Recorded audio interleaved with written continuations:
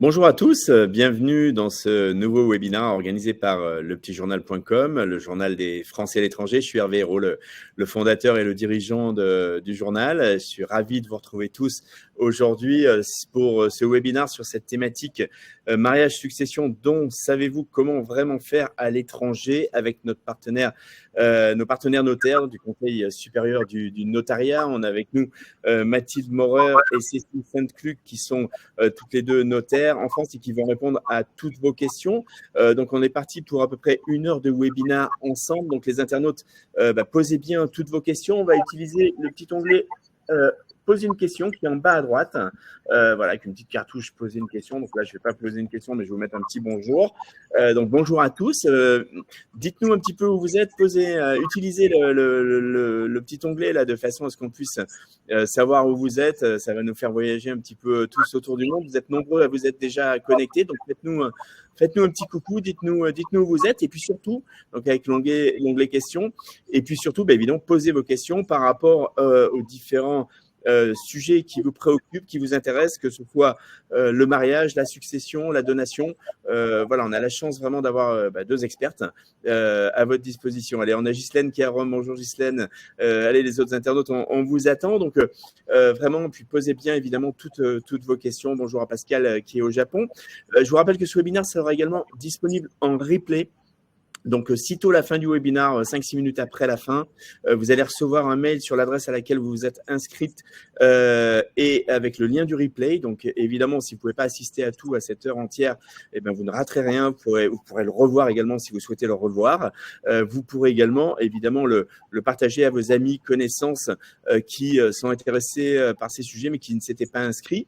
Il y aura également un article dans le lepetitjournal.com dans les prochains jours, je dirais dans une dizaine de jours maximum, avec la vidéo YouTube qui sera dans l'article, donc pareil, visible, facilement partageable. Donc, bien entendu, n'hésitez pas à le faire savoir à vos connaissances qui sont comme vous, français à l'étranger, et qui se posent des questions autour de ces thématiques. Allez, on a Béatrice qui est à Madrid, Marine qui est aussi à Madrid, Christian qui est au Burkina Faso, Olivier à Lyon, Louise en Irlande, Christine à Istanbul, Teresa, bonjour Teresa, Corinne qui est à Barcelone, Bernard qui est en Bourgogne, c'est moins exotique, mais c'est quand même très sympathique. Pascal au Japon, Clotilde à Madrid, merci à tous, Sophie au Portugal. Je vais vous passer d'abord la parole en premier, Mathilde et Sophie, pour juste, Cécile, pardon, pour juste vous laisser vous présenter. Mathilde Maurer, bonjour, et puis je vais vous présenter.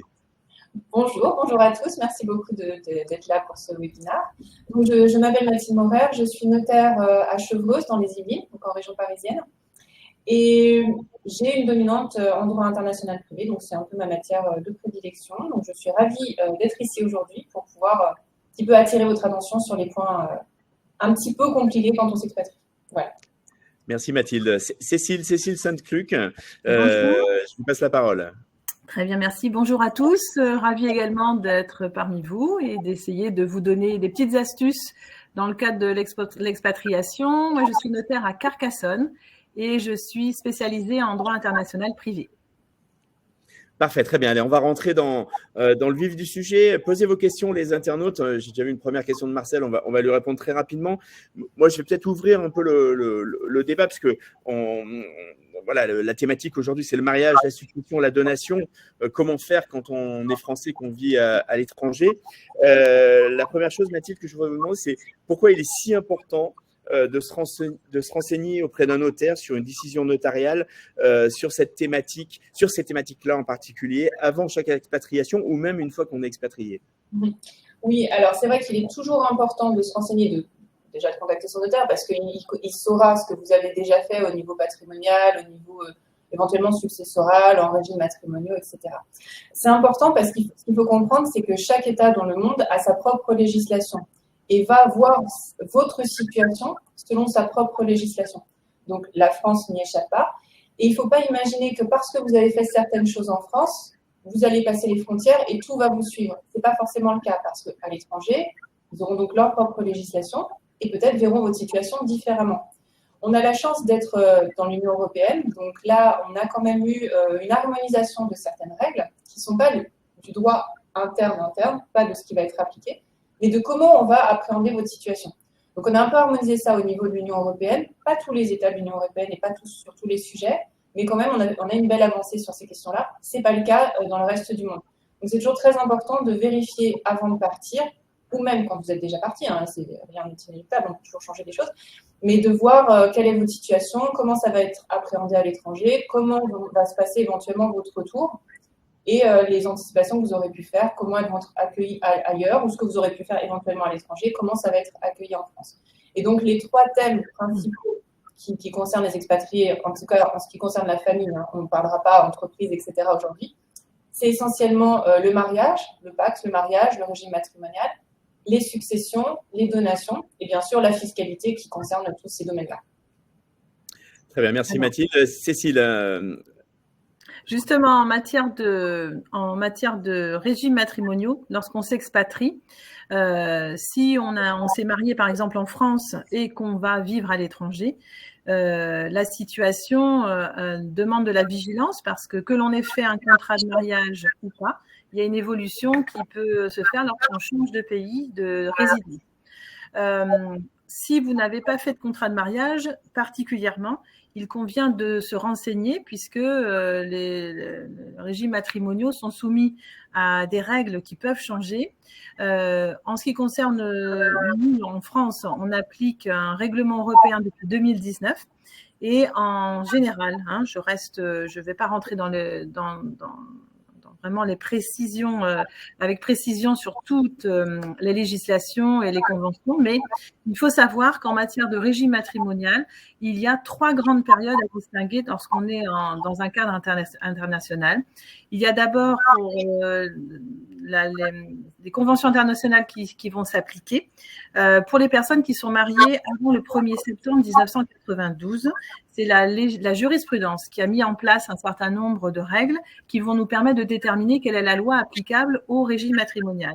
Ensuite, une deuxième période, c'est pour les personnes mariées entre le 1er septembre 1992 et le 29 janvier 2019. Ces personnes-là sont soumises à la Convention de La Haye de 1978. Et enfin, depuis le 29 janvier 2019, est applicable un règlement européen en matière de régimes matrimoniaux. Il y a également un règlement en matière de régimes paximoniaux, c'est-à-dire pour les personnes qui sont soumises à un contrat civil de partenariat. Et ces conventions ou ces règlements ont donné un certain nombre de règles qui nous permettent de déterminer quelle est la loi applicable et du coup quel est le régime matrimonial qui s'applique entre les époux. De même, nous, dans un contexte international, lorsqu'on veut faire des donations, c'est-à-dire transmettre son patrimoine à ses enfants, par exemple, aux membres de sa famille, et là aussi, il y a des conventions ou des règlements qui peuvent rentrer en ligne de compte. Par exemple, lorsqu'on fait des donations-partage, c'est quelque chose qu'on connaît bien en France, pour transmettre et partager, distribuer ses biens. Elles sont soumises aujourd'hui, de notre point de vue de notaire français, au règlement européen sur les successions qui a été signé en 2012, mais qui est applicable depuis le 17 août 2015. Mathilde, d'ailleurs, je te permets d'enchaîner à propos des successions et des règles qui peuvent s'appliquer éventuellement dans un contexte d'expatriation en matière successorale. Exactement, parce que nous, encore une fois, on se place du point de vue français. Et pour régler la succession d'une personne, on va devoir déterminer quelle est la loi applicable qui s'applique à sa succession. Du point de vue français, nous, on est soumis donc au règlement succession européen et qui va nous indiquer que la loi applicable, alors il y a des règles un petit peu plus compliquées, mais normalement, la loi applicable, c'est la loi de la dernière résidence de la personne. Donc, vous pouvez très bien vous retrouver, avoir votre succession qui est soumise à une loi étrangère. Ça n'empêche pas que le notaire français pourra régler la succession, mais devra appliquer une loi étrangère. Or, ce que vous aurez prévu, notamment sur les donations, en donation partage, etc., peut-être ne seront pas reconnus selon la loi de votre succession. Donc, il faut vraiment anticiper ce genre de choses. Et l'autre chose à anticiper, la dernière, après on passera aux questions, c'est en termes de fiscalité. Il y a quelque chose qu'il faut vraiment retenir, c'est fondamental. Il y a la résidence civile, la résidence vraiment là où vous résidez, et votre résidence fiscale. Et ce n'est pas parce que vous habitez à l'étranger que vous n'avez plus de résidence fiscale en France. Les règles de la France, c'est l'article 4B du Code général des impôts, elles sont assez larges, elles touchent pas mal de monde. Et donc, on peut se retrouver à avoir, par exemple, sa succession qui va être soumise à la loi française alors que vous ne résidez plus en France. Donc ça, c'est vraiment des considérations. On a des conventions fiscales aussi avec un certain nombre de pays, mais on n'en a pas beaucoup. en termes de succession et de donation. Donc, quand on prévoit notamment des donations, il faut quand même vérifier. Et c'est toujours important de bien retenir que résidence là où on vit et résidence fiscale, ce n'est pas la même chose. Ouais. Donc, ce que je retiens là de cette introduction, et après on va passer aux questions des internautes, c'est qu'en fait, on part d'une situation établie en France. Par exemple, on s'est marié sous un régime, mais à partir du moment où on vit à l'étranger, il faut tout revoir. C'est bien ça. Il faut au moins se poser la question de savoir si il faut mettre quelque chose en place de particulier pour qu'on ait des relations matrimoniales qui soient adaptées à ce que l'on souhaite, en fait. Donc, et pour voir s'il n'y a pas eu de changement automatique de régime matrimonial parce que on s'est établi dans un autre endroit, etc. Donc, il y a des consultations à faire, oui, dans ce contexte. Parce que vu les enjeux, évidemment, ça peut être extrêmement important. Et de manière, si je peux juste me permettre, de manière générale, quand on change encore de pays, c'est-à-dire quand on part de France, mais si vous allez par exemple, je ne sais pas, au Japon par exemple, et que vous décidez après d'aller en Indonésie, il faut quand même aussi faire un bilan, parce que les règles en Indonésie et au Japon ne seront pas les mêmes, et ce qu'on aura fait en France, potentiellement, sera peut-être applicable au Japon ou en Indonésie, mais pas dans l'autre pays. Donc c'est important, dès qu'on change de pays, quand même de faire un bilan de notre situation. Bon, écoutez, c'est déjà le premier bon conseil qu'on vient de donner à nos nombreux internautes. Allez, on va démarrer par des questions. Je vais prendre la première question, qui est celle de Marcel, qui je pense est la question peut-être une question assez simple.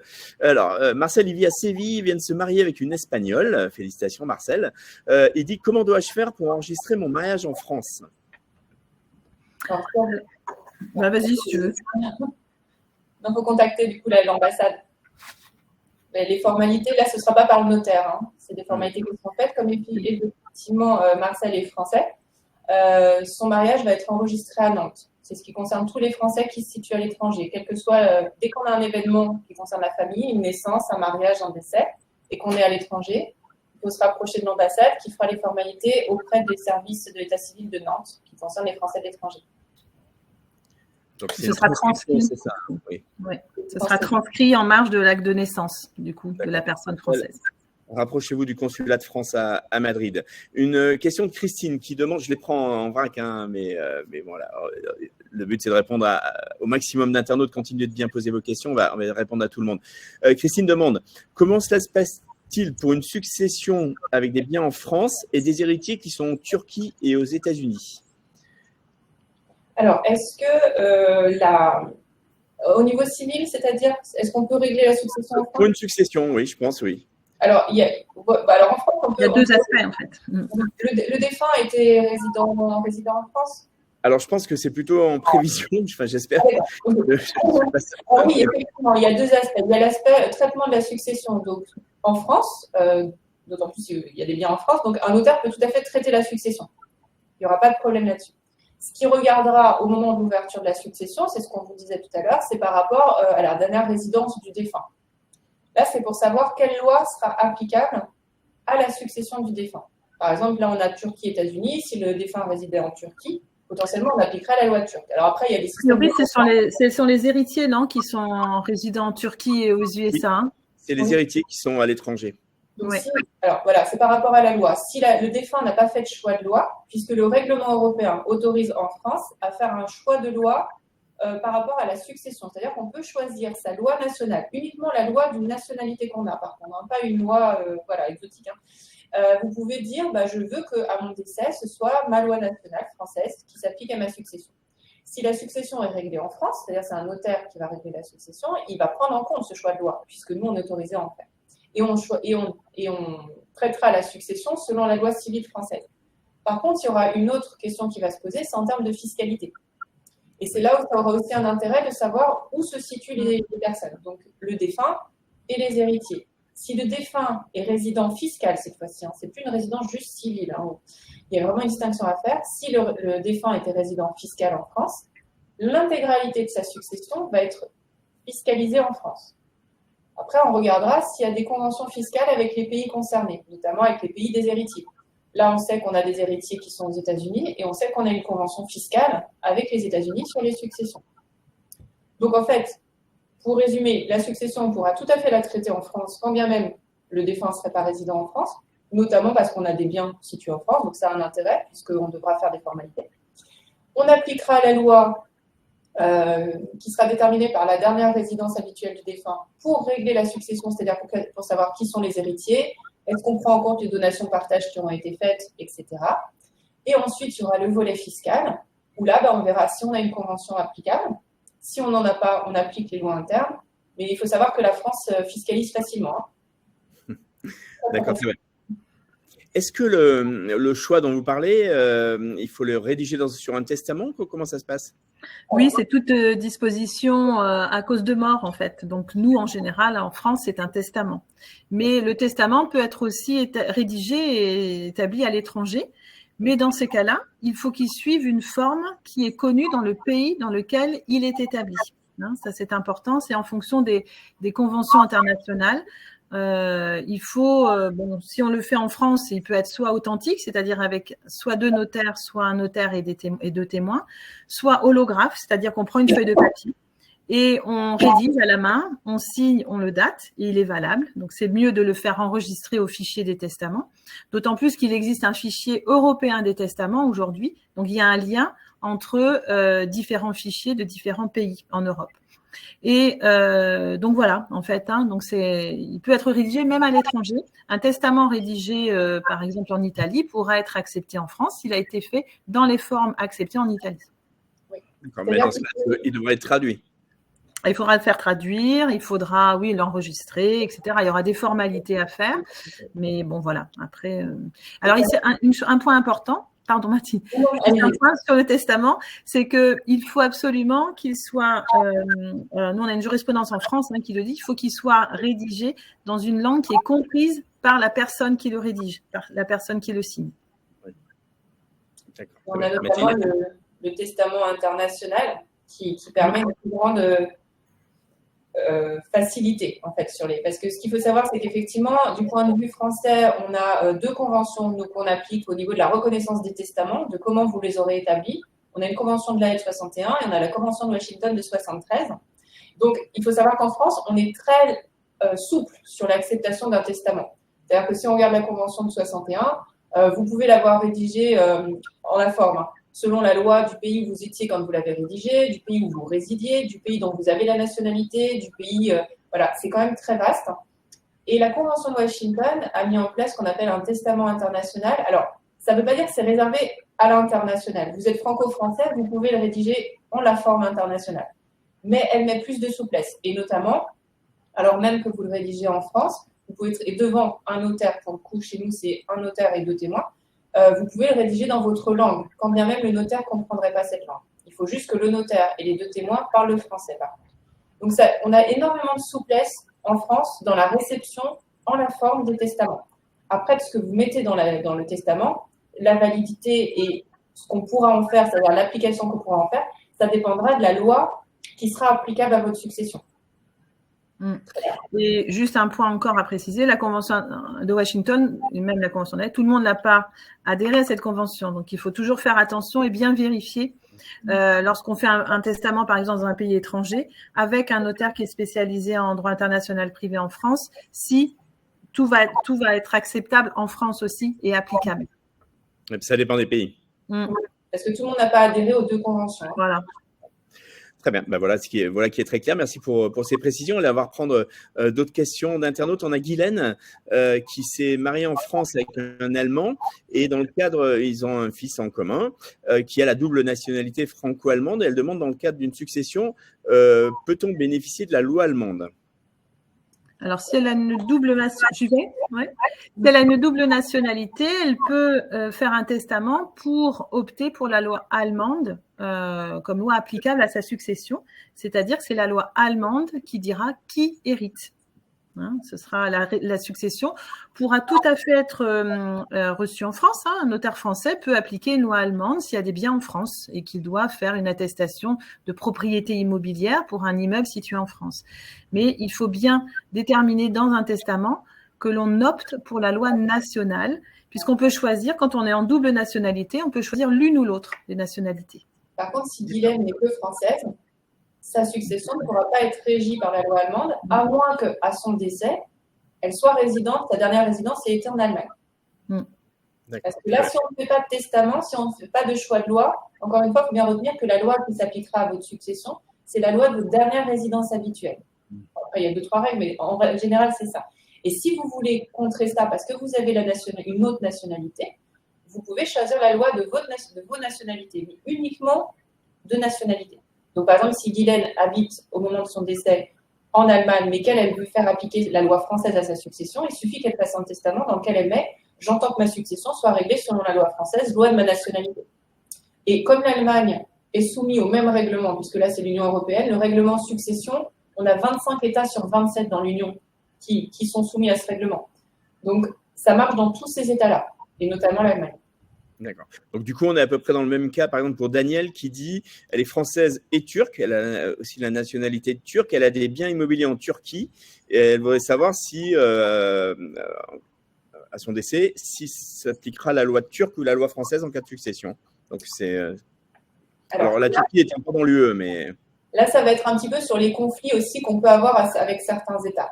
C'est-à-dire que nous, si la succession est réglée en France, vous saisissez un notaire français pour régler la succession, et il se trouve que dans la succession du défunt, il y a des biens en Turquie. Nous, ça ne va pas nous poser de problème. On va appliquer nos règles internes et internationales, donc le règlement succession, qui va nous dire, je regarde quelle est la dernière résidence du défunt. Si c'était en France, on va appliquer la loi française. Donc, tout le patrimoine du défunt va être dévolu à ses héritiers selon la loi française. Maintenant, la Turquie ne fait pas partie de l'Union européenne. On n'a pas de règlement avec la Turquie d'harmonisation de nos règles pour savoir quelle loi on applique à une succession. Donc, potentiellement, quand les héritiers vont faire des démarches en Turquie parce qu'il y a un bien immobilier, alors là, je ne sais pas, mais peut-être qu'il y a un fichier immobilier aussi en Turquie et que pour rendre opposable au tiers le fait que les biens immobiliers ont été transmis aux héritiers, peut-être qu'il y a des formalités à faire en Turquie. Quand les héritiers vont vouloir faire les formalités, peut-être qu'en Turquie, on va vous dire moi, je n'accepte pas forcément ce qui a été décidé en France, en tout cas selon la loi utilisée. Et parce que madame était par exemple de nationalité turque, la loi turque dit que c'est la loi de nationalité qui règle la succession. Donc potentiellement, d'autres choses auront à être faites en Turquie pour transmettre les biens. Et ça, c'est toujours ce qu'on aura comme friction. C'est là où c'est un petit peu compliqué le droit international privé et l'expatriation. C'est que si on n'est pas avec un État avec lequel on a harmonisé nos règles pour déterminer comment on traite une question, on peut avoir des frictions sur les législations. Après, si la Turquie applique les règles de droit international privé, c'est-à-dire ce qu'on appellerait, nous, le droit commun, elle pourrait estimer que la loi de situation du pays, c'est-à-dire la loi turque, s'appliquerait aux biens immobiliers situés en Turquie. Donc, à ce moment-là, ça ne poserait pas de problème à un notaire turc pour faire les formalités. Très bien. Allez, on va continuer avec les questions. On a une question de Béatrice qui demande « Est-ce vrai que les héritiers européens d'un résident fiscal madrilène, en Espagne, ne payent pas de droit de succession ?» Je ne sais pas si vous avez une information en ce sens ou pas. Alors, recommencez juste la phrase. Alors, Béatrice demande elle dit « Est-ce vrai que les héritiers européens d'un résident fiscal madrilène ne payent pas de droit de succession ?» C'est en fait, j'imagine, elle, par exemple, elle est en Espagne, elle a des héritiers qui vivent en Europe, et du coup, est-ce qu'il y a des droits de succession? Alors, en Europe, la chose la plus importante en fiscalité, ce qu'il faut bien comprendre, c'est qu'il n'y aura jamais de règle générale en fiscalité. Là, pour le coup, s'il y a une matière où tous les États restent souverains et font vraiment, en gros, ce qu'ils veulent, c'est bien la fiscalité. Il existe des conventions, mais elles sont forcément bilatérales. Donc là, on ne peut pas dire, moi personnellement, je n'ai pas de réponse sur ça, de dire les héritiers partout en Europe ne paieront pas de droits. Par contre, nous, en France, on a une convention fiscale avec l'Espagne. Alors là, je n'ai pas en tête tout ce qu'elle dit, mais on a une convention fiscale sur les successions. Donc, potentiellement, normalement, c'est quand le défunt, je crois, est résident fiscal en Espagne. En fait, ce qui se passe, c'est qu'on va regarder la résidence fiscale et ensuite, on va regarder ce que dit la convention. Donc, elle peut dire, pour tel bien, ce sera le lieu de situation. Par exemple, les immeubles, c'est la France qui taxera. Et pour tout le reste, ce sera l'état de résidence fiscale du défunt. C'est la convention qui va un petit peu dispatcher quel état va devoir taxer quoi. Mais par rapport aux autres pays européens, là, je n'aurai pas d'informations. Très bien. Non, puis chaque cas c'est bilatéral à chaque fois, donc il faut étudier le cas de chaque pays. Avec chaque pays concerné, en fait. Bon, enfin, en principe, on n'y échappe pas, on va dire. C'est compliqué. On peut même être amené à payer 2 fois en plus. Donc, l'avantage des conventions bilatérales, c'est pour éviter les doubles impositions. Et comme je vous disais, on a peu de conventions fiscales sur les successions. En France, on en a à peu près une trentaine, donc avec 30 pays sur les successions. Et pour les donations, on en a à peu près avec une dizaine de pays. Tous les autres, si chacun des 2 États concernés considère que la personne à être taxée est résident fiscal de son pays, elle va peut-être dire, moi je vous taxe, et vous pouvez être taxé dans 2 pays. En France, on a un mécanisme correcteur, mais qui ne joue pas pour toutes les situations. Donc oui, on peut avoir une double taxation, et on peut aussi être exonéré en fonction de la convention, si la convention décide qu'au vu du patrimoine, il y a exonération. D'accord. Alors, Denise, elle est française, elle vit en Allemagne, ses enfants vivent en Allemagne. Et elle demande comment ça se passe pour une donation sur des biens immobiliers qu'elle a en France. Alors, au niveau civil ou fiscal? Civil, oui. Allez-y, oui. Elle est française, elle vit en Allemagne et ses enfants sont en Allemagne. Oui. Et elle a des biens en France, des biens immobiliers en France, je suppose qu'elle veut donner. Oui, c'est donc, là, il faut un notaire français sera compétent pour publier au fichier immobilier français la donation de biens situés en France. Alors, si elle veut faire une simple donation, il faut bien, nous on fera des déclarations en France sur ce qu'elle a, mais par contre il faut qu'on regarde s'il y a une convention fiscale entre la France et l'Allemagne pour les donations. Il y en a une, je sais plus. Ouais, il y en a une. Donc à ce moment-là, et on regarde ce que dit la convention pour dire où la taxe doit être payée. En général, elle doit être payée dans le pays de situation de l'immeuble et donc à payer en France. Par contre, il faut faire attention avec l'Allemagne, c'est-à-dire le pays dans lequel on réside, pour vérifier si on doit faire aussi une déclaration. Il n'y a peut-être pas forcément de paiement à faire, mais parfois dans le pays de résidence fiscale, il y a quand même une donation pour dire qu'on a fait une donation en France. Et la convention fiscale avec l'Allemagne est un petit peu particulière. Donc, oui, en ce qui concerne le calcul par rapport aux taxes. C'est ça. Allez, une question de Françoise qui est française et australienne. Elle vit en Australie, elle a tous ses intérêts économiques en France. Elle demande, je vous livre sa question parce que je ne connais pas du tout.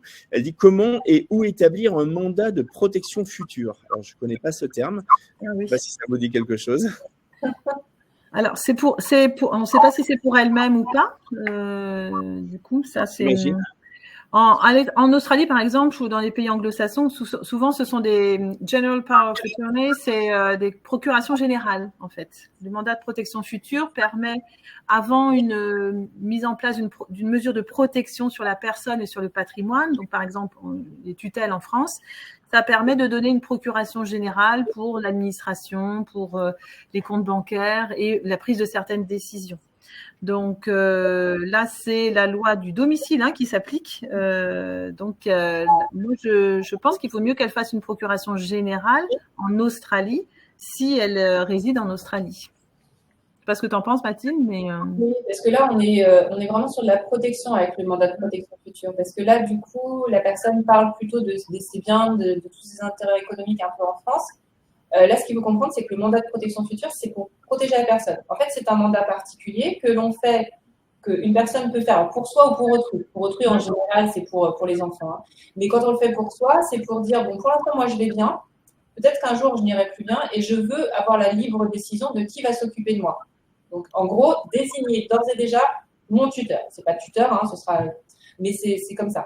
Et donc, du moment où on fait l'acte, on désigne un représentant, un mandataire, qui doit être d'accord. Et quand on se rend compte que la personne ne va plus suffisamment bien, on doit obtenir un certificat médical qui dit qu'effectivement, le mandat de protection future peut rentrer en action parce que la personne ne peut plus s'occuper d'elle-même. Et donc, à ce moment-là, au lieu d'avoir à faire des formalités pour mise en tutelle ou en curatelle, on a juste l'application du mandat de protection future qui aura été établi par la personne protégée et selon les modalités qu'elle aura décidées. Mais c'est une protection à la personne et au bien, ou à la personne et ou au bien. On peut faire comme on veut. Mais c'est une protection un peu générale quand même. C'est pas juste pour les biens comme pour un mandat qu'on pourrait avoir, une procuration, juste pour gérer les biens d'une personne. Oui, mais par contre, sur le lieu d'établissement, si la personne est en Australie, elle peut faire sa procuration générale en Australie et ce sera accepté en France. Alors, il faudra sans doute le faire traduire. Et normalement, par exemple, une banque pourra accepter ce genre de document s'il est traduit. Et alors, selon les pays, il y a des conventions pour donner une force aux documents, si vous voulez, pour bien confirmer par exemple, l'établissement financier en France, que la personne qui a établi la procuration avait la compétence pour. Parfois, il faut une apostille, c'est-à-dire un document spécial qui vous est délivré par soit le ministère des Affaires étrangères, soit le consulat, ou une autre autorité. En France, par exemple, ce sont les cours d'appel qui les délivrent, et un jour, ce sera les notaires, puisque bientôt, nous, on aura compétence pour le faire aussi. Alors après, on peut aussi avoir besoin de légalisation pour certains pays qui ne connaissent pas l'apostille, donc c'est une formalité un peu plus lourde, qui prend un peu plus de temps, mais pareil, pour certains États, c'est pas nécessaire. Là, peut-être que la dame peut se rapprocher d'un notaire pour vérifier exactement ce qu'il y aurait comme formalité à faire entre la France et l'Australie, si elle a beaucoup d'intérêt économique en France. Parfait, très bien. Allez, on est à peu près à la moitié du webinaire. Il y a encore plein de questions. On va continuer. Ghislaine demande, en cas de divorce, elle est en Italie. En cas de divorce à l'étranger après un mariage en France, quel pays gère le divorce du coup et qui choisit Voilà, ça c'est sa question très précise. Mais en fait, c'est le premier qui choisit, c'est le premier qui actionne, qui va choisir l'endroit ou le lieu où va s'ouvrir la procédure. Donc là aussi, il y a des règles. Donc, c'est en Italie, donc on a des règles, un règlement européen qui va permettre de traiter cette question.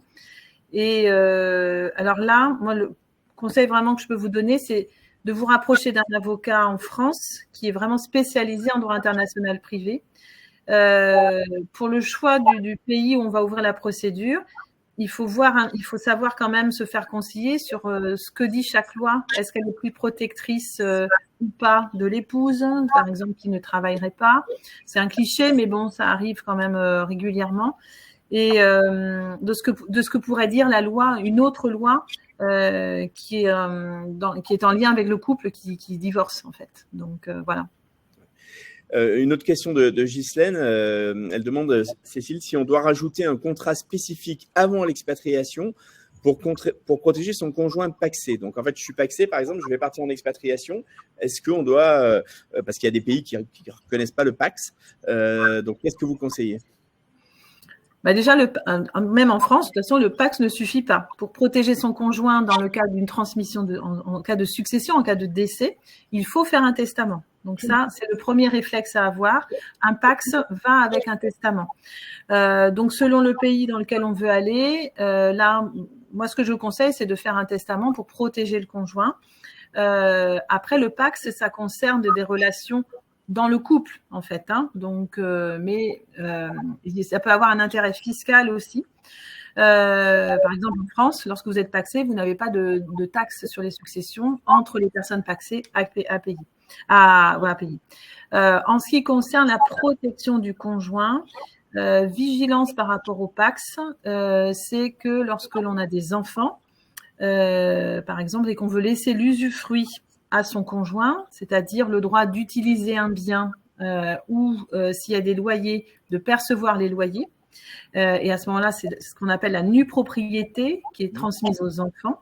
Lorsqu'il y a des enfants, donc ils ont une réserve héréditaire et ce que l'on transmet par testament dans le cadre d'un Pacs, donc par exemple l'usufruit, ne va pas porter sur la partie qui est réservée aux enfants. Donc, on lui laisse finalement quelque chose qui est assez limité. Donc, alors, c'est la grosse différence, par exemple, avec le mariage, puisque là, le mariage, on peut laisser un usufruit qui va porter sur tous les biens, et pas seulement sur une partie qui n'est pas réservée aux enfants. C'est vrai que de manière générale, dans un contexte d'expatriation, le Pacs n'est pas vraiment recommandé. D'abord parce que les partenariats enregistrés, les partenariats civils ne sont pas reconnus partout. Qui donnent pas, vraiment d'un pays à l'autre, les droits que ça donne sont vraiment différents. Nous, si on regarde la France, effectivement, ça donne aucun droit successoral d'être pacsé. La seule chose, c'est si vous avez fait un testament, c'est que là, vous avez les mêmes règles fiscales que les époux, vous ne payez pas de droits. Mais en dehors de ça, c'est pas très protecteur quand même quand on s'expatrie. Il vaut mieux, pour le coup, envisager un mariage qui est reconnu beaucoup plus largement et de toute façon envisager des testaments qui, là, pour le coup, sont reconnus à peu près partout. La nature du testament est quand même connue dans à peu près tous les pays. Très bien, allez, on continue avec les questions. On a Louise, qui est une Française mariée à un Irlandais. Elle réside en Irlande. Elle a des enfants et elle a perdu malheureusement son jeune frère en France. Il y a eu une succession, ça a été réglé et elle se demande si elle risque d'avoir une double taxation suite à cette succession, donc en Irlande. Alors, la taxation, oui, parce que là, je vérifie, mais on n'a pas de convention fiscale avec l'Irlande, autant que je me souvienne. Non. Donc, de toute façon, si son frère était résident fiscal en France, toute la succession a été taxée en France. Et là, par contre, alors je ne pourrais pas vous dire en Irlande la taxation qu'il y a, mais je crois quand même que c'est un peu comme en Angleterre, donc on a quand même un gros abattement. Mais oui, elle risque une double taxation, oui. D'accord. La même Louise demande comment enregistrer une donation d'un parent en France quand on habite à l'étranger. Donc, elle habite en Irlande. Est-ce qu'on doit se rapprocher des impôts en France? Comment ça se passe? C'est-à-dire qu'elle recevrait une donation. Une donation, absolument. Alors, ça dépend si c'est une somme d'argent ou si c'est un bien immobilier. Alors là, je n'ai pas la réponse, mais vous pouvez peut-être nous détailler les deux, Cécile. Oui. Alors, de toute façon, si tu veux. À partir du moment, effectivement, là, a priori, le donateur est résident fiscal en France. Donc là, on revient à la façon de taxer en France. Si vous avez le donateur résident fiscal en France, on taxe en France. Et là, on taxera. Alors, comme elle est résidente à l'étranger, il faudra qu'elle fasse sa déclaration. Je pense que ça doit être à Noisy-le-Grand. C'est les impôts des non-résidents. Oui, ce sont des impôts des non-résidents. Puisqu'elle est non-résidente. Mais effectivement, de toute façon, il y aura une déclaration à faire avec la France. Allez, on a une question de... Pardon, je me permets juste, mais s'il y avait un bien immobilier, de toute façon, il devrait passer par un notaire. Donc, oui, c'est obligatoire. Mais par contre, je suppose qu'elle doit elle doit se poser la question, est-ce qu'elle doit la déclarer en Irlande? Moi, à mon avis, oui. Puisque s'il n'y a pas de convention, on est obligé de déclarer dans l'autre pays aussi. Ça peut être exonéré, mais je pense qu'il y a quand même une déclaration à faire. Ouais. Approcher d'un juriste irlandais. Allez, on a une question de Clotilde qui est en Espagne, je crois, si mes souvenirs sont bons, qui demande la donation au dernier vivant dans un régime de séparation de biens faite devant notaire français. Est-elle valable lorsqu'on est résident fiscal en Espagne? Alors il y a un mélange entre résidence fiscale et résidence civile, et avec la loi successorale. En fait. C'est-à-dire que là, donc, on est avec l'Espagne et la France, on a ce fameux règlement succession qui s'applique dans les deux pays. Et alors, quand c'est... Louise, non, j'ai oublié le nom de la dame. Mais... Clotilde. Et voilà, quand elle parle de son régime matrimonial qui est séparation de biens et donation entre époux, est-ce qu'on est bien d'accord que donation entre époux, c'est pas un choix c'est pas ton choix de régime, hein? Non, c'est la donation entre époux classique, je pense, qui a été faite. Voilà, parce que là, en fait, ça se rapproche de la loi successorale. Donc, il y a des règles particulières qui s'appliquent, mais normalement, maintenant, en Europe, à partir du moment où la donation entre époux a été faite en France, donc dans l'état de résidence, à ce moment-là, où l'état de rédaction reconnaissait c'est un... Alors, j'ai oublié le terme, Cécile. Disposition? Oui, mais bon, ça ne va pas me revenir, peu importe. Ce type, effectivement, de dispositif sera reconnu en Espagne. Ils doivent le reconnaître avec le nouveau règlement. D'accord. En Europe, oui. Voilà. Ce qui ne sera pas forcément valable en dehors de l'Europe. Voilà. Dans les 25 États sur les 27 de l'Union qui sont soumis au règlement succession, ce type de disposition doit être reconnu.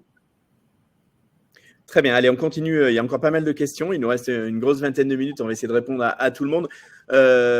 Chantal, désolé, je vous donne à chaque fois des cas de figure, mais j'essaie d'être bien clair. Bah oui, exactement. On est là pour répondre à nos internautes. Donc Chantal, elle est française. Elle vit au Royaume-Uni. Elle est mariée à un Britannique. Elle a un fils français et britannique qui, lui, est résident fiscal au Royaume-Uni. Et elle veut lui faire une donation en espèces. Alors, elle demande est-ce qu'elle doit régler des droits et où est-ce qu'elle doit enregistrer cette donation en espèces? Chantal réside au Royaume-Uni. Oui. Là, on a une convention fiscale avec le Royaume-Uni. Si on regarde bien, même sans convention fiscale, alors il faudrait la relire. Mais là, on a un donateur et un donataire qui sont résidents fiscaux hors de France et qui donnent de l'argent qui sans doute vient d'un compte bancaire situé au Royaume-Uni. Donc, à l'heure actuelle, au moment où elle va faire la donation à son fils, il n'y a rien qui la relie fiscalement à la France. Il n'empêche qu'il est quand même assez important, dans ces conditions-là, de faire une déclaration quand même en France, que vous avez fait une donation de somme d'argent. Donc, pareil, ça va être à Noisy-le-Grand. Simplement pour prendre acte, l'enregistrement fera foi hein, pour la date et les circonstances, comprendra qu'au jour où vous avez fait la donation, vous n'aviez pas à payer de droits. Parce que si vous ne le faites pas et qu'après, par exemple, Chantal revient vivre en France et qu'elle décède en France et que sa succession est réglée en France, eh ben, on va rappeler la donation qu'elle avait déjà faite à l'époque. Et on va dire, vous ne l'avez pas déclarée au moment où vous l'avez faite, donc l'administration la déclare aujourd'hui. Et aujourd'hui, le défunt est résident fiscal en France, donc elle est taxée.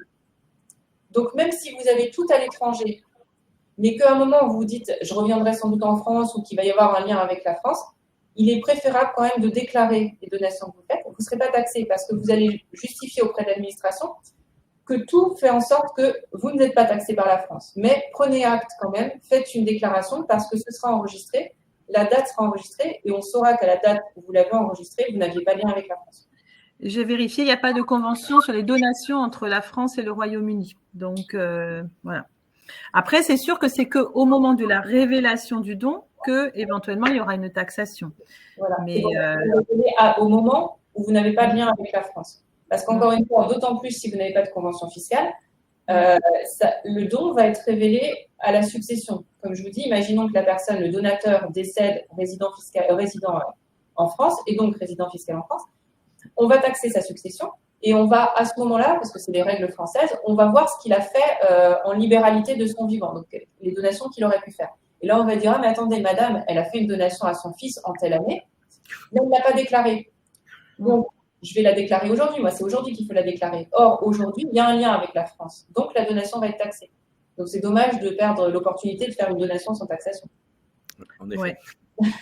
Après, il faut voir aussi quel est le projet de vie. Si c'est une personne qui est sûre de vraiment jamais revenir en France, il faut quand même se poser la question si on la révèle ou pas, parce que les abattements sont peut-être pas les mêmes entre le Royaume-Uni et la France. Donc, il faut faire, c'est vraiment encore là du cas par cas. Hein. Très bien. Une question de Sylvie. Elle est française, elle vit en Espagne et elle voudrait investir à travers une SCI familiale. Elle voudrait investir en France pour l'achat d'un bien immobilier en France. Et elle se demande quelle démarche elle doit faire concernant la succession. Alors, elle n'a pas d'enfant et elle a juste un neveu qui participe à la SCI. Donc, qu'est-ce que vous lui recommandez plutôt justement de faire un testament? Un neveu qui réside en France? Je ne sais pas. Oui, je pense, oui, j'imagine. Et il participerait du vivant de la personne à la société. Ils s'associeraient tous les deux. C'est ça, exactement. Et le bien est en France. Oui. Et elle s'intéresse sur la transmission de ses parts à oui. Que je comprends. De toute façon, les parts, ça va suivre le lieu de situation de l'immeuble, déjà. Donc, en ce qui concerne tout ce qui est fiscalité. Mais c'est vrai que là, en termes de succession, c'est ce qu'on disait tout à l'heure. Ça va être ce qui compte, c'est la dévolution, c'est-à-dire à qui vont revenir ces biens. Et dans ces biens, il y aura les parts de la SCI qu'elle aura elle. Et du coup, ce sera la loi applicable à sa succession. Donc, si elle réside en Espagne, qu'elle n'a pas fait de testament dans lequel elle a précisé qu'elle voulait que ce soit la loi française qui s'applique, ce sera la loi espagnole. De manière générale, ce qu'il faut faire, là où il faut faire attention en Espagne, c'est que ça fonctionne aussi par province. Hein. C'est pas un droit qui est général. Il faut toujours bien voir dans quelle province on se situe, dans quelle communauté du coup.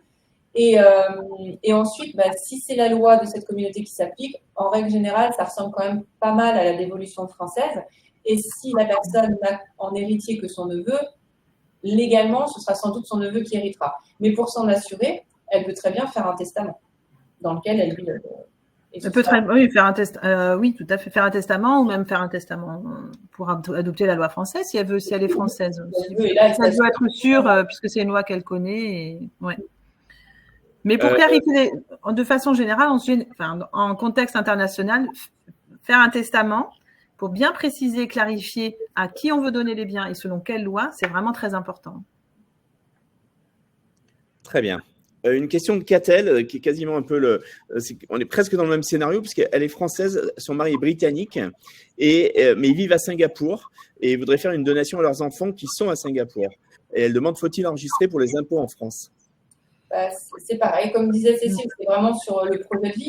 Mais là, si c'est une expatriation, comme souvent pour le travail, et que les personnes ont l'intention un jour de revenir en France, il vaut mieux arrêter les choses quand on est loin et qu'on n'a pas de lien fiscal avec la France. Donc, si on est sûr que le donataire et le donateur, au moment de la donation, ne sont pas résidents fiscaux en France, ça, faut s'en assurer parce que c'est vraiment la clé. Hein. Pour la fiscalité, c'est la résidence fiscale. Donc, pas juste là où on habite, hein, la résidence fiscale, donc il faut s'en assurer. Mais si du moment où ni le donateur ni le donataire ne sont résidents fiscaux en France, qui donne de l'argent qui provient d'un compte à Singapour sur un compte à Singapour, pas de lien aujourd'hui avec la France, donc pas de taxation. Mais encore une fois, si demain la personne revient vivre en France, qu'elle décède en France, qu'on règle sa succession, elle sera réglée de toute façon. Et là, on va dire, bah oui, mais la donation que vous avez faite, vous ne l'avez jamais déclarée. Donc on la déclare aujourd'hui. Mais aujourd'hui, c'est plus pareil. C'est-à-dire qu'aujourd'hui, il y a un lien fiscal avec la France. Donc vous êtes taxé. Et la succession, on va réintégrer fiscalement la donation. Et le donataire qui aura reçu va être fiscalisé aussi sur la part reçue. Très clair. Une question de Louise. Il y a beaucoup de questions, hein, donc du coup, je les pose à la suite. Cécile, peut-être. Alors, Louise demande, c'est Louise qui est en Irlande, elle demande comment faire quand le notaire de famille en France n'est pas habilité au droit international. Je vous lis tel qu'elle l'a écrit. Hein. Mieux vaut-il faire un testament avec lui en France ou dans le pays de résidence ou dans les deux? Ah, alors ça, c'est une bonne question parce qu'il y a toujours un débat, savoir si on fait un seul testament qui va être valable pour tout ou si on fait un testament dans un pays et un testament dans l'autre avec en disant qu'ils sont complémentaires. Alors, déjà, quand on est dans un contexte international, Louise a raison, c'est toujours mieux de s'adresser à un notaire qui a la maîtrise du droit international privé. Nous faisons partie de la mission internationale et du groupe des Français à l'étranger. Et donc, on relève du Conseil supérieur du notariat. Le Conseil supérieur du notariat peut vous donner des coordonnées de notaires qui sont habilités et dont la compétence est reconnue pour donner des conseils en matière internationale. Maintenant, pour revenir précisément à est-ce qu'il faut un testament en France ou un testament en Irlande ou les deux, c'est plus prudent de faire un seul testament qui va désigner la loi qui sera applicable, ou soit la personne dit « je suis résidente en Irlande » et donc du coup, automatiquement, ce sera la loi irlandaise qui s'appliquera de notre point de vue français, puisque l'Irlande, attention, est en dehors du règlement européen.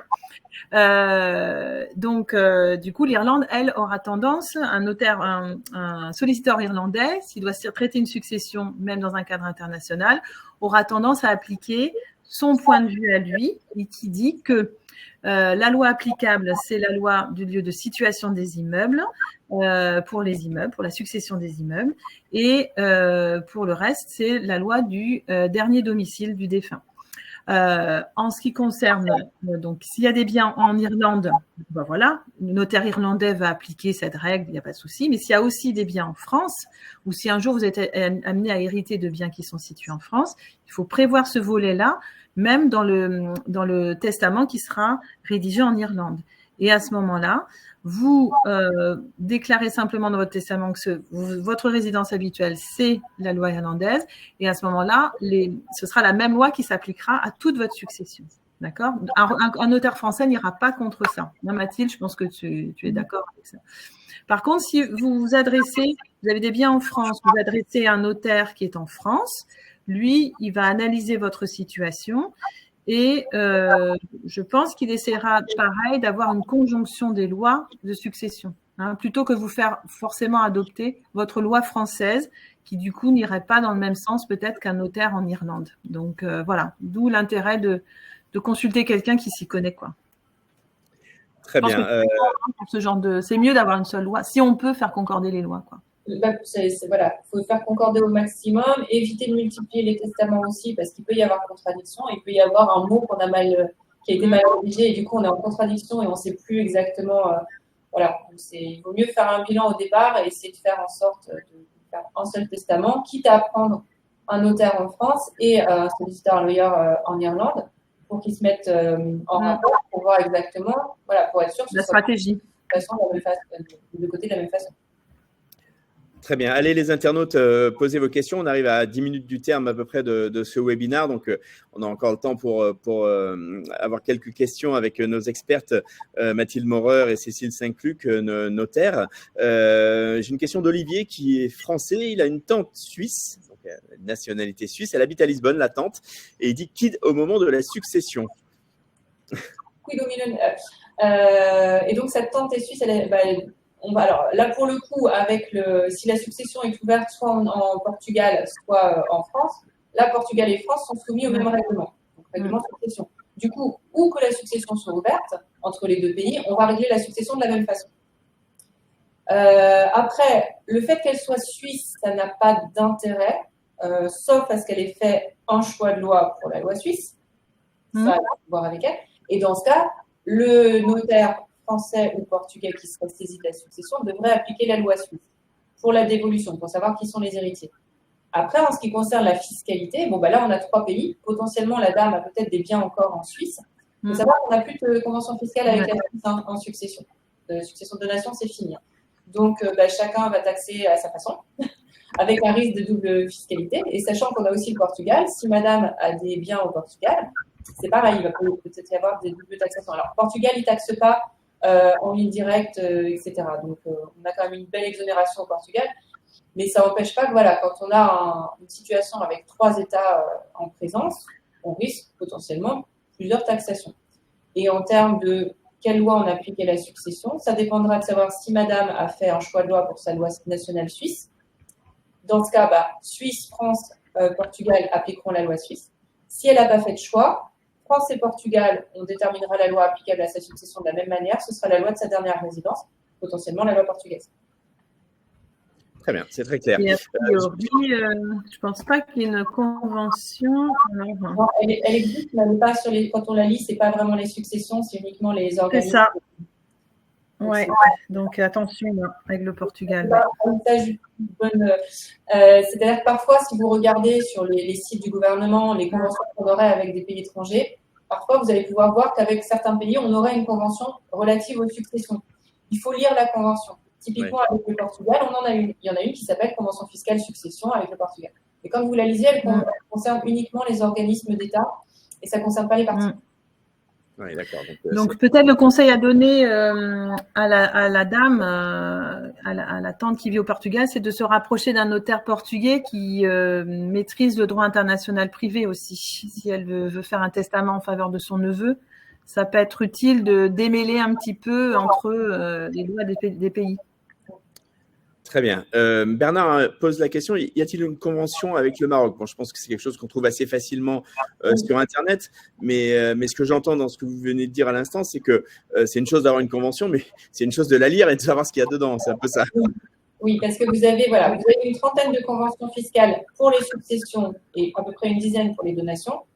Mais encore une fois, certes, il faut regarder les titres, mais il faut regarder ce que vous avez dedans, parce que parfois, ça ne concerne pas la succession des particuliers. C'est un accord qui a été convenu entre les 2 États pour des successions qui pourraient concerner des organismes publics ou des collectivités. Donc, voilà, il faut lire ce qu'il y a à l'intérieur. Il y a une convention avec le Maroc, et je pense qu'elle concerne les particuliers, mais elle serait à relire, en fait.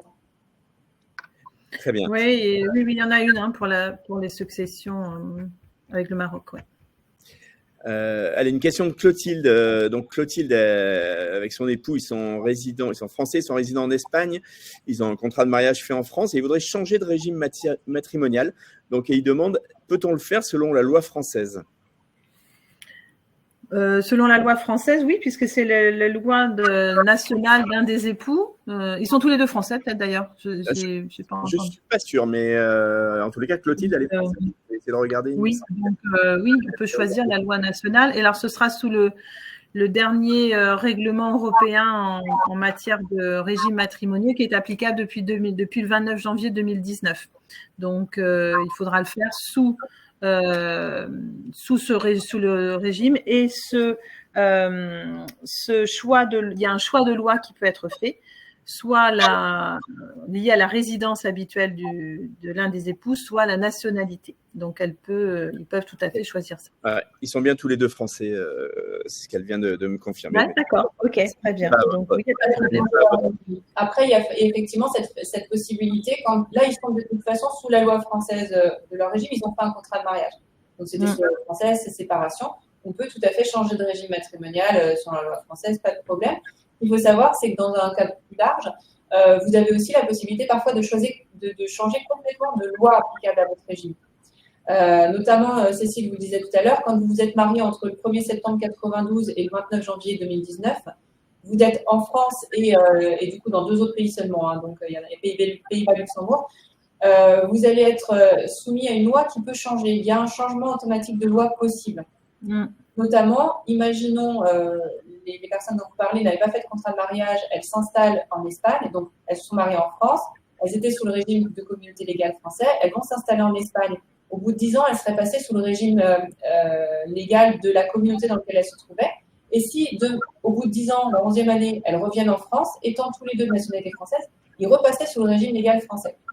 Pour arrêter les choses, vous avez possibilité de faire un choix de loi et vous avez aussi la possibilité, dans la loi que vous aurez choisie pour votre régime, de choisir carrément le régime que vous voulez. Donc, il y a quand même pas mal de possibilités pour arrêter les choses en termes de régime matrimonial. Très bien. Allez, vraiment les toutes dernières questions. Si vous avez une question, les internautes, c'est le moment. J'ai une question de Chantal. Alors, je ne sais pas si c'est finalement quelque chose sur lequel vous intervenez, mais du coup, je la pose, comme ça a le mérite d'être clair. Elle demande s'il y a des différences de fiscalité dans le cadre d'une succession sur les contrats d'assurance vie françaises et sur les contrats d'assurance vie au Luxembourg. Donc, c'est dans le cas d'un décès d'un non-résident fiscal français, mais pour des enfants qui résident en France et au Royaume-Uni. Je suis désolé, c'est un peu complexe, mais… Donc, il y a le Luxembourg pour le défunt. En fait, c'est des contrats d'assurance vie qui ont été signés en France et au Luxembourg. Et les enfants sont en France et au Royaume-Uni. Et la personne, elle est non-résident fiscale française. Alors, il faut voir la nature. Le problème des assurances vie, c'est qu'il faut voir la nature, en fait. Vous avez certains contrats d'assurance vie qui vont être taxés dans le cadre des successions. Oui. Donc, ça a une incidence. Et il y en a d'autres qui sont totalement… Parce qu'on dit souvent les contrats d'assurance vie sont hors succession. Civilement, oui. On en fait un peu ce qu'on veut des contrats. Mais en termes de fiscalité, ce n'est pas le cas. Vous avez des contrats qui sont totalement hors fiscalité successorale et vous en avez d'autres qui vont être intégrés à l'assiette de fiscalité successorale. Donc, en gros, ça dépendra de la nature des contrats qu'elle aura aussi. Certains sont assimilés à de l'épargne, en fait, comme le serait un livret. Donc, dans ces cas-là, il faut les taxer comme succession.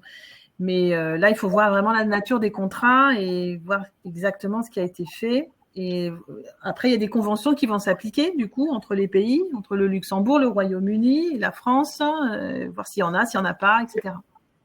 Oui, là, tout ce qui concerne les fiscalités un petit peu particulières comme ça, il faut vraiment faire un bilan et voir exactement les produits. On ne peut pas juste dire qu'une assurance vie, même si c'est une assurance vie, on sait ce que c'est l'assurance vie luxembourgeoise, etc. Mais il y a vraiment le contenu, ce que c'est exactement, parce que les fiscalités ne sont pas les mêmes. Et le traitement entre les différents pays n'est pas forcément le même non plus. Allez, une toute dernière question de François, qui est résident fiscal en Espagne. Il a reçu une succession d'un parent décédé d'un parent français décédé en France. Donc, il a payé des droits en France. Il demande, dois-je déclarer cette succession en Espagne et payer des droits en Espagne? Alors, en Espagne, autant que je me souvienne, oui, parce que vous avez, par rapport aux successions, je crois qu'il y a eu une question d'impôt sur le revenu, enfin de déclaration de revenus. Mais là, par contre, c'est vraiment une question de fiscalité interne espagnole. Il faut saisir un juriste, un fiscaliste là-bas. Là, je ne vais pas vous dire de bêtises. C'est-à-dire qu'on ne peut pas, ou alors il faudrait vraiment examiner le cas lui-même, quoi, pour voir exactement pour ce cas-là ce qu'il en est, quoi. Parce que il y a une convention, mais il faut vraiment voir ce qui est dit et en fonction de ce qui est à déclarer. Très bien, parfait. Écoutez, merci beaucoup. Merci à tous les internautes. Je vais vous laisser un petit mot de conclusion, Mathilde, Maître Maurer, et puis également Maître Saint-Cluc, pour nous dire un petit peu les points de vigilance. C'était très clair. Hein, merci pour toutes vos réponses. Mais peut-être redire à nos internautes vraiment en quelques mots les points essentiels de conclusion qu'il faut retenir. Allez, Mathilde. Je commence. Allez, Mathilde, vas-y. Allez. Encore une fois, effectivement, ce qui est très important à regarder, c'est la résidence fiscale et la résidence effective. Se dire qu'à partir du moment où on passe une frontière, on n'emporte pas tout ce qu'on a fait dans un pays dans l'autre pays. Parce que vraiment, chaque pays est souverain dans ce qu'il fait. Et que, au mieux, pour l'instant, on espère que ça ira plus loin, mais au mieux, pour l'instant, ce qu'on obtient en coopération entre les pays, et là où c'est le plus abouti, c'est quand même dans l'Union européenne, ce sont des règlements qui vont harmoniser la manière dont vous allez aborder un cas, mais pas forcément comment lui va être réglé dans chaque pays. Voyez. Donc, il faut toujours bien faire attention quand on part, déjà de faire un bilan par rapport à ce qu'on a déjà fait en France et par rapport au pays où on va. S'il est de l'Union européenne, si c'est un pays vraiment étranger, si c'est un pays totalement différents. Alors, vous pouvez avoir des pays de droit de musulmans qui sont très différents de ce qu'on fait, des pays de common law qui sont très différents de ce que font les pays continentaux comme la France. Donc voilà, c'est vraiment tout à voir de manière globale pour éviter les problèmes. Après, on reste dans de l'international. On n'évitera jamais totalement tous les écueils et toutes les frictions entre les différents systèmes juridiques. Ça, il faut quand même aussi le savoir. Oui, moi je rajouterais juste que, spécialement dans un contexte international, il est important d'avoir une stratégie, de faire des bilans réguliers, et plus vous aurez mis en place des solutions, des dispositions, contrat de mariage, testament, avec des choix de loi pour régler la succession, pour régler une séparation, les divorces, on peut choisir aussi des choix de loi, des choix de juridiction en cas de problème.